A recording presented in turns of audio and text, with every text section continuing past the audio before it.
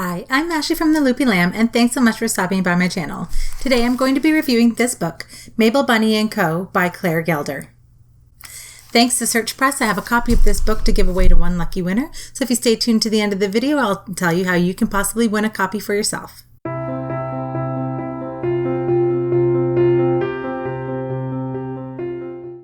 So today we're talking about Mabel Bunny Co. by Claire Gelder. Now, in this book, there are 15 adorable giant-sized amigurumi patterns for jumbo-sized amigurumi. So each pattern is approximately 27 inches tall if you're using a chunky weight yarn and matching gauge.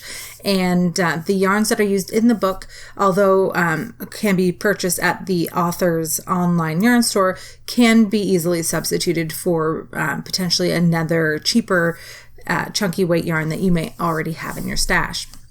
Now, some of the patterns do include the instructions for how to make a smaller version of the doll. It's not necessarily an extra pattern. They just used a smaller weighted yarn to make the smaller doll, which is something that I do regularly if I want to change the size of a doll, but without the math, then you just change up your weight of your yarn. So the dolls themselves are really, really cute. And one of the things that I thought was really cute in the book was that the author has kind of like an artist's signature in that she puts a little heart on the bottom of all the toys. So I thought that was also cute, and it also serves as a reminder to the recipient of the toy that this toy was made with love. So I really liked that addition. The patterns themselves are written in the US terminology, but the UK terminology is provided in the write-up of the pattern themselves. So rather than just the conversion chart in the resource section that I've seen in many other books, in the lines of the pattern directions themselves, you've got the US terminology alongside the UK terminology. Not my personal preference because the patterns themselves look a little cluttered, but if you aren't already accustomed to making those conversions mentally from the one terminology to the other, it could be really handy. So not a deal breaker for me, just something to take note if you are somebody that crochets while you're watching TV and might not potentially be fully paying attention to what you're reading in the book, because you could catch yourself making some errors that way. The other thing about the book is that I think that the resource section in the book was really well done. They include some really handy instructions for, say, attaching limbs to your amigurumi and sewing on the heads. I thought that was really well done. However, I would say this book is aimed more for the intermediate level crocheter that has significant amount of amigurumi making experience under their belts.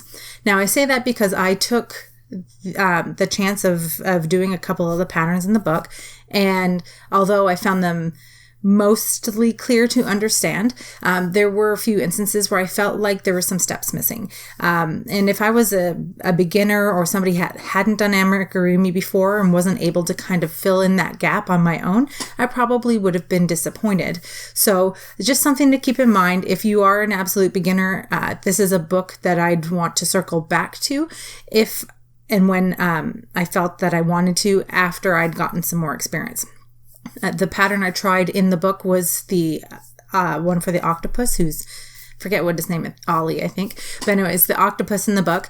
And while I was doing the tentacles, I found there was more than possibly one or two steps missing.